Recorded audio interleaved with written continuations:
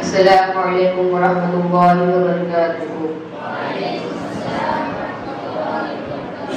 نحمده ونصلي على رسوله الكريم. أما بعد فأعوذ بالله من الشيطان الرجيم. بسم الله الرحمن الرحيم. شهر رمضان الذي أنزل فيه القرآن. صدق الله المولانا العظيم وصدق رسوله النبي الكريم. ابھی میں نے جس آیت کریمہ کی تلاوت کرنے کا شرف حاصل کیا ہے اس کے متعلق کچھ عرض کرنے سے قبل بہتر اور مناسب سمجھتا ہوں کہ ہم تمام حضرات اپنے آقا و مولا حضور تاجدار مدینہ صلی اللہ علیہ وسلم کی بارگاہ میں درود شریف کا نذرانہ پیش کرے اور پڑھے اللہم صلی علی سیدنا محمد وبارک وسلم علیہ الصلوۃ والسلام علیک یا رسول اللہ صلی اللہ تعالی علیہ وسلم. اے ایمان والو، رمضان شریف کا مہینہ بے شمار فضائل و برکات کا مہینہ ہے. اس مہینے کی ایک خاص فضیلت یہ ہے کہ اللہ تعالیٰ نے اپنی پیاری کتاب قرآن شریف کو اس مہینے میں نازل فرمائی. رمضان شریف اور قرآن شریف کی ایک خاص فضیلت یہ ہے کہ ایمان والے کثرت سے اس مہینے میں قرآن کی تلاوت کرتے ہیں اور تراویح میں قرآن مجید کا ختم شریف بھی ہوتا ہے. اللہ پاک کا ارشاد ہے یا ایھا الناس قد جاءتکم موعظۃ من ربکم وشفاء فی الصدور وہدی ورحمۃ للمؤمنین. یعنی اے لوگوں، تمہارے پاس تمہارے رب کی طرف سے نصیحت آئی، دلوں کی صحت، ہدایت اور رحمت والوں اور ایمان والوں کے لیے رحمت. میرے دوستو، ہمارے حضور صاحب قرآن صلی اللہ علیہ وسلم جس زمانے میں تشریف لائے وہ دور جاہلیت کا تھا. عرب کے لوگ عقلی و کلام سکھنا، تاجدار اور میدان فصاحت کے بلاغت کے شہ سوار جانے جاتے تھے. لیکن اللہ تعالیٰ نے ہمارے حضور صلی اللہ علیہ وسلم کو ایسی کتاب عطا فرمائی ہے کہ جس میں ہر زمانے کے لیے، ہر قوم کے لیے روحانی و جسمانی علاج، نسخے اور شفائیں ہیں.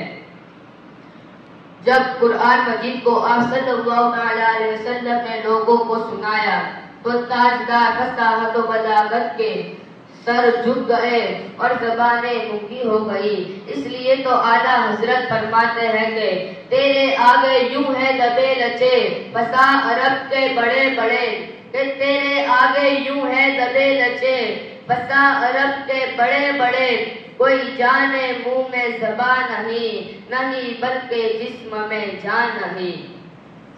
بسا عرب نے جب کلام ربانی کو سنا تو ان کی فصاحت و بلاغت کے سامنے ان کی گردنیں جھک گئی اور زبانیں گونگی ہو گئی. قرآن مجید کی عظمت، فصاحت کے بلاغت کے سامنے لرزہ برانداز ہو کر یا قرآن کریم کا کلام الہی ہونے کا اقرار کر کے مشرف با اسلام ہو جاتے، یا قرآن شریف کی شان و فصاحت کا بلاغت کا اعتراف کر کے اپنی عاجز کا اعلان کر دیتے تھے.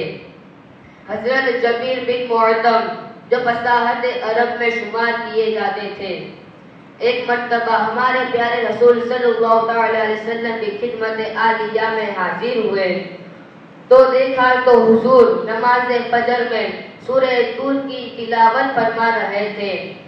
آپ کا فرمان ہے کہ میں قرآن شریف کو بغور سنتا رہا، لیکن جب یہ آیت آئی ان عذاب ربک لواقع ما له من دافع، یعنی بے شک تیرے رب کا عذاب ہونا ہے، اسے کوئی ٹالنے والا نہیں ہے، کی آیت سنی تو آپ کا بیان ہے کہ مجھے ایسا محسوس ہوا کہ گویا اللہ کا عذاب میری طرف آ رہا ہے.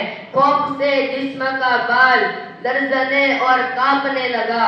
قرآن کریم کی عظمت دل سے ہو کر کلمہ پڑھا اور اسلام میں داخل ہو گئے.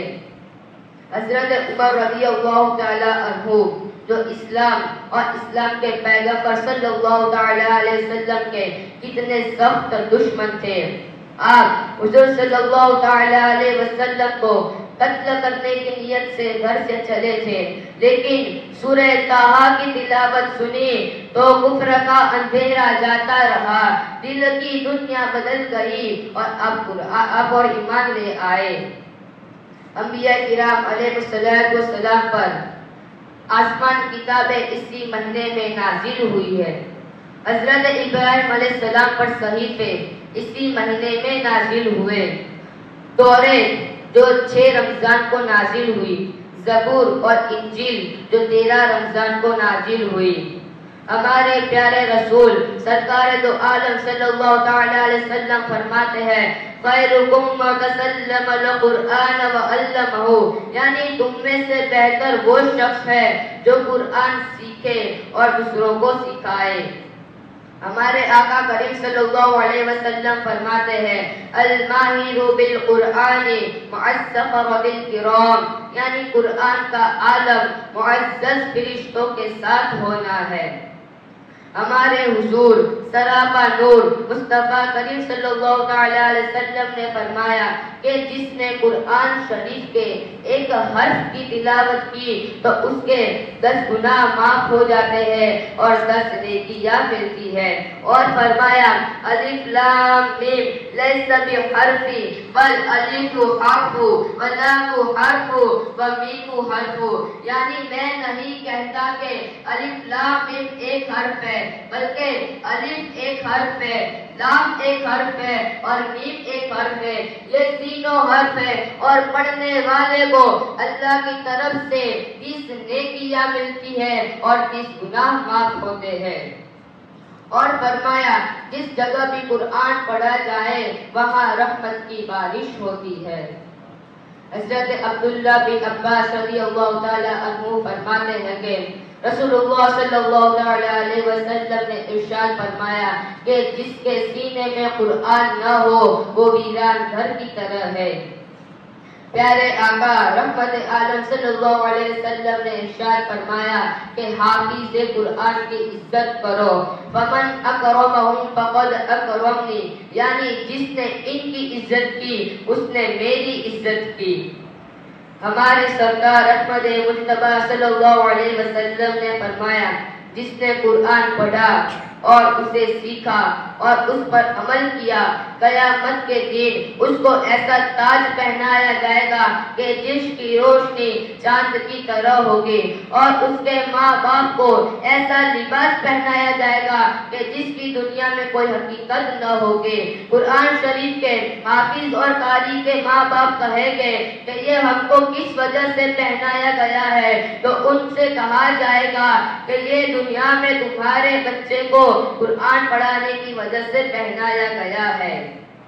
ہمارے حضور سراپا نور مصطفیٰ جان رحمت صلی اللہ علیہ وسلم فرماتے ہیں جس نے قرآن پڑھا اور اس کو یاد کر لیا اور اس نے حلال کو حلال اور حرام کو حرام سمجھا تو اللہ تعالیٰ اس کے گھر کے 10 ایسے لوگوں کی شفاعت قبول فرمائے گا جن پر جہنم واجب ہو چکی ہوگی۔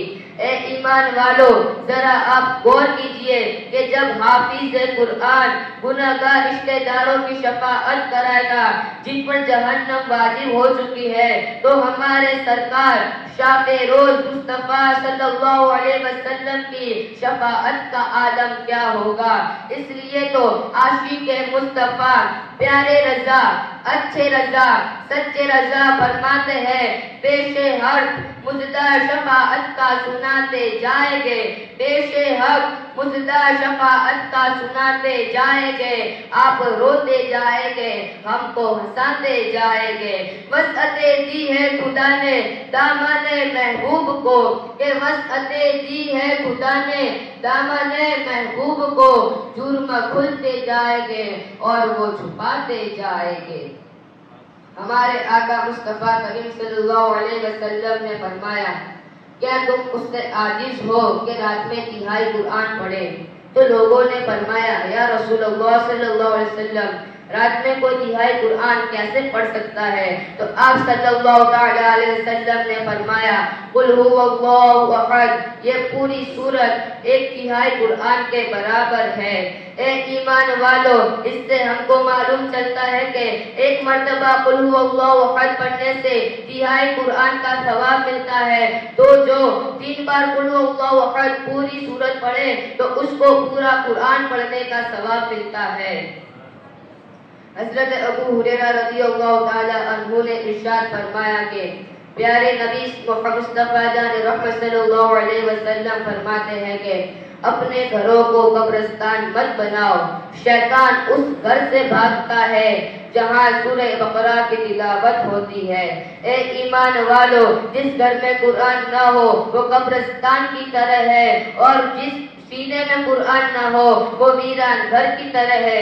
آئیے ہم عہد کریں کہ قرآن کریم کی تلاوت کریں گے اور اس پر عمل بھی کریں گے۔ اس لیے تو شاعر فرماتے ہیں آباد ہے وہ دل جس میں تیری یاد ہے، کہ آباد ہے وہ دل جس میں تیری یاد ہے، جو یاد سے غافل ہے وہ ویران ہے، برباد ہے۔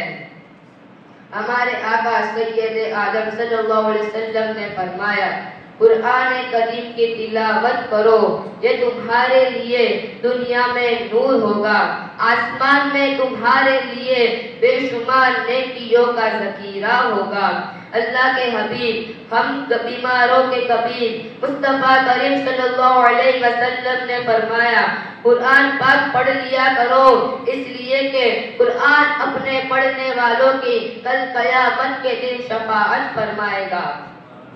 ہمارے سرکار محبوب پروردگار صلی اللہ علیہ وسلم نے فرمایا انہوں نے دیکھا کہ ایک مرتبہ ایک شخص قل هو اللہ احد پوری سورت پڑھ رہا تھا۔ آپ نے فرمایا وجبت یعنی واجب ہو گئی۔ تو حضرت ابو ہریرہ رضی اللہ تعالی عنہ فرماتے ہیں فقلت ما وجبت یعنی کیا واجب ہو گئی؟ حضور صلی اللہ علیہ وسلم نے فرمایا قال الجنت یعنی جنت واجب ہو گئی۔ اس سے معلوم چلتا ہے کہ جو بھی شخص قل هو اللہ احد کی پوری سورت پڑھتا ہے اس پر جنت واجب ہو جاتی ہے۔